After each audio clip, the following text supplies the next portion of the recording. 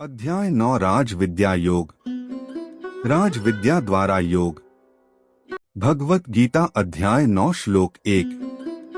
परम प्रभु ने कहा है, हे अर्जुन, क्योंकि तुम मुझसे ईर्ष्या नहीं करते, इसलिए मैं तुम्हें विज्ञान सहित परम गुह्य ज्ञान बताऊंगा, जिसे जानकर तुम भौतिक जगत के कष्टों से मुक्त हो जाओगे। भगवत गीता अध्याय 9 श्लोक 2। राज विद्या का यह ज्ञान सभी रहस्यों से सर्वाधिक गहन है। जो इसका श्रवण करते हैं उन्हें यह शुद्ध कर देता है और यह प्रत्यक्ष अनुभूति कराने वाला है। धर्म की मर्यादा के पालनार्थ इसका सरलता से अभ्यास किया जा सकता है और यह नित्य प्रभावी है। भगवत गीता अध्याय 9 श्लोक 3। हे शत्रु विजेता, वे लोग जो इस धर्म में श्रद्धा नहीं रखते, वे मुझे प्राप्त नहीं कर सकते। वे जन्म मृत्यु के मार्ग पर बार बार इस संसार में लौटकर आते रहते हैं। भगवत गीता अध्याय 9 श्लोक 4। राज विद्या योग इस समूचे ब्रह्मांड की अभिव्यक्ति मेरे अव्यक्त रूप में मेरे द्वारा व्याप्त है। सभी जीवित प्राणी मुझ में निवास करते हैं, लेकिन मैं उनमें निवास नहीं करता। भगवत गीता अध्याय 9 श्लोक 5। मेरी दिव्य शक्तियों के रहस्य को देखो। यद्यपि मैं सभी जीवित प्राणियों का रचयिता और पालक हूँ, तथापि मेरे द्वारा उत्पन्न प्राणी मुझ में स्थित नहीं रहते और मैं उनसे या प्राकृतिक शक्ति से प्रभावित नहीं होता। भगवत गीता अध्याय 9 श्लोक 6। यह जान लो कि जिस प्रकार प्रबल वायु प्रत्येक स्थान पर प्रवाहित होती है और आकाश में जाकर स्थित हो जाती है, वैसे ही सभी जीव सदैव मुझ में स्थित रहते हैं। भगवत गीता अध्याय 9 श्लोक 7 से 8। हे कुंती पुत्र, एक कल्प के अंत में सभी प्राणी मेरी आदि प्राकृत शक्ति में विलीन हो जाते हैं और अगली सृष्टि के प्रारंभ में मैं उन्हें पुनः प्रकट कर देता हूँ। प्राकृत शक्ति का अध्यक्ष होने के कारण मैं बारंबार असंख्य योनियों के जीवों को उनकी प्रकृति के प्रभाव के अनुसार पुनः पुनः उत्पन्न करता हूँ। भगवत गीता अध्याय 9 श्लोक 9।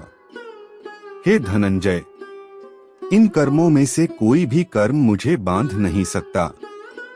मैं तटस्थ नियामक के रूप में रहता हूँ और इन कर्मों से विरक्त रहता हूँ।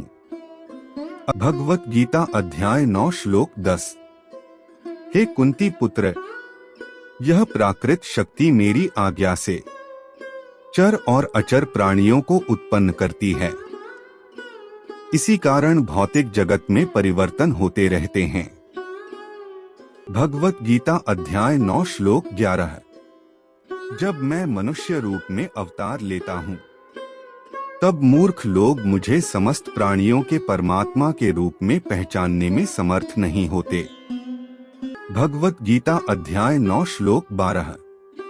प्राकृत शक्ति से मोहित होने के कारण ऐसे लोग आसुरी और नास्तिक विचारों को ग्रहण करते हैं। इस मोहित अवस्था में उनके आत्मकल्याण की आशा निरर्थक हो जाती है और उनके कर्मफल व्यर्थ हो जाते हैं और उनके ज्ञान की प्रकृति निष्फल हो जाती है। भगवत गीता अध्याय 9 श्लोक 13। हे पार्थ, किंतु महान आत्माएं जो मेरी दिव्य शक्ति का आश्रय लेती हैं, वे मुझे समस्त सृष्टि के उद्गम के रूप में जान लेती हैं। वे अपने मन को केवल मुझ में स्थिर कर मेरी अनन्य भक्ति करती हैं। भगवत गीता अध्याय 9 श्लोक 14। मेरी दिव्य महिमा का सदैव कीर्तन करते हुए दृढ़ निश्चय के साथ विनय पूर्वक मेरे समक्ष नतमस्तक होकर वे निरंतर प्रेमा भक्ति के साथ मेरी आराधना करते हैं। भगवत गीता अध्याय 9 श्लोक 15।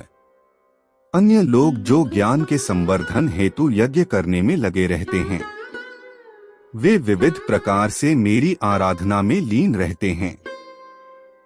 कुछ लोग मुझे अभिन्न रूप में देखते हैं जो कि उनसे भिन्न नहीं हैं, जबकि अन्य मुझे अपने से भिन्न रूप में देखते हैं। कुछ लोग मेरे ब्रह्मांडीय रूप की अनंत अभिव्यक्तियों में मेरी पूजा करते हैं। भगवत गीता अध्याय 9 श्लोक 16 से 17।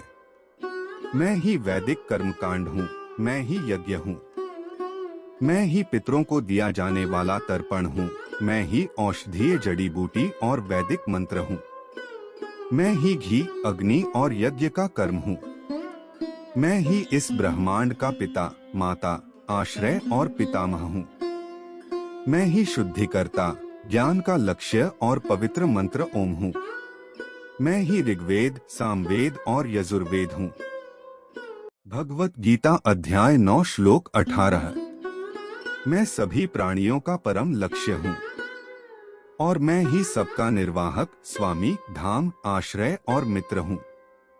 मैं ही सृष्टि का आदि, अंत और मध्य हूँ और मैं ही भंडारगृह और अविनाशी बीज हूँ। भगवत गीता अध्याय 9 श्लोक 19। हे अर्जुन, मैं ही सूर्य को गर्मी प्रदान करता हूँ तथा वर्षा को रोकता और लाता हूँ।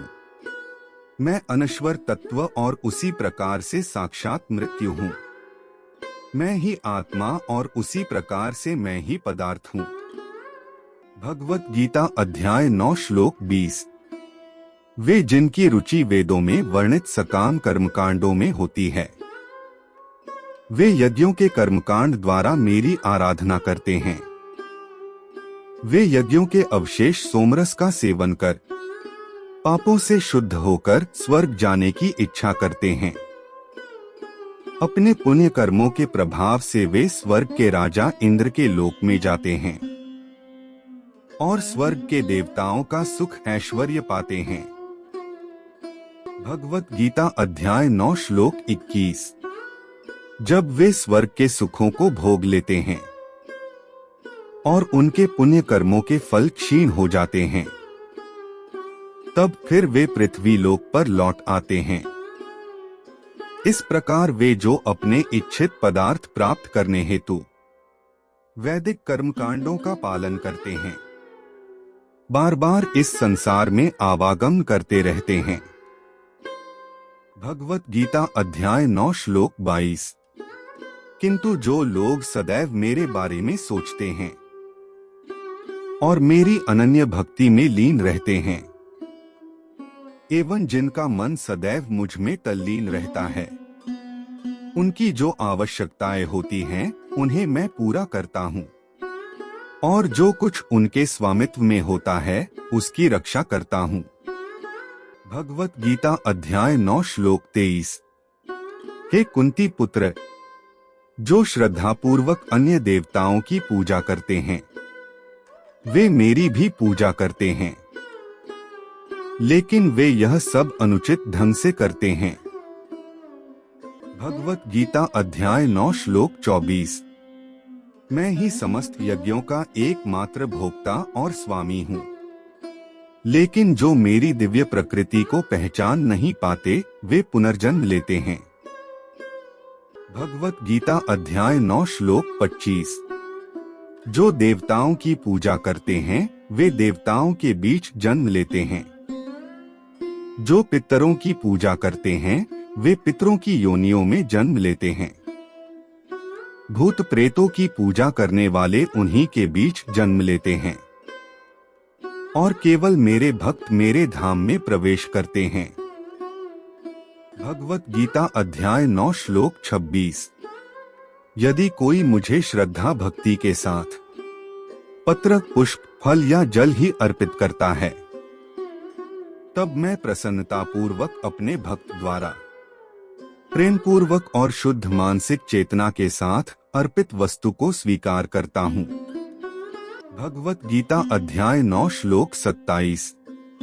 हे कुंती पुत्र, तुम जो भी करते हो, जो भी खाते हो, पवित्र यज्ञाग्नि में जो आहुति डालते हो, जो भी दान देते हो, जो भी तपस्या करते हो, यह सब मुझे अर्पित करते हुए करो। भगवत गीता अध्याय 9 श्लोक 28।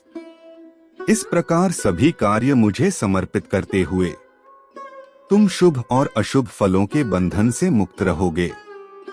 इस वैराग्य द्वारा मन को मुझ में अनुरक्त कर तुम मुक्त होकर मेरे पास आ पाओगे। भगवत गीता अध्याय 9 श्लोक 29। मैं संभाव से सभी जीवों के साथ व्यवहार करता हूँ, न तो मैं किसी के साथ द्वेष करता हूँ और न ही पक्षपात करता हूँ। लेकिन जो भक्त मेरी प्रेममयी भक्ति करते हैं, मैं उनके हृदय में और वे मेरे हृदय में निवास करते हैं। भगवत गीता अध्याय 9 श्लोक 30। यदि महापापी भी मेरी अनन्य भक्ति के साथ मेरी उपासना में लीन रहते हैं, तब उन्हें साधु मानना चाहिए, क्योंकि वे अपने संकल्प में दृढ़ रहते हैं। भगवत गीता अध्याय 9 श्लोक 31।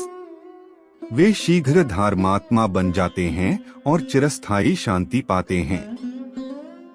हे कुंती पुत्र, निडर होकर यह घोषणा कर दो कि मेरे भक्त का कभी पतन नहीं होता। भगवत गीता अध्याय 9 श्लोक 32। वे सब जो मेरी शरण ग्रहण करते हैं, भले ही वे जिस कुल, लिंग, जाति के हों और जो समाज से तिरस्कृत ही क्यों न हो, वे परम लक्ष्य को प्राप्त करते हैं। भगवत गीता अध्याय 9 श्लोक 33। फिर पुण्य कर्म करने वाले राजर्षियों और धर्मात्मा ज्ञानियों के संबंध में कहना ही क्या है। इसलिए इस अनित्य और आनंद रहित संसार में आकर मेरी भक्ति में लीन रहो। भगवत गीता अध्याय 9 श्लोक 34। सदैव मेरा चिंतन करो, मेरे भक्त बनो, मेरी पूजा करो। अपने मन और शरीर को मुझे समर्पित करने से तुम निश्चित रूप से मुझको प्राप्त करोगे।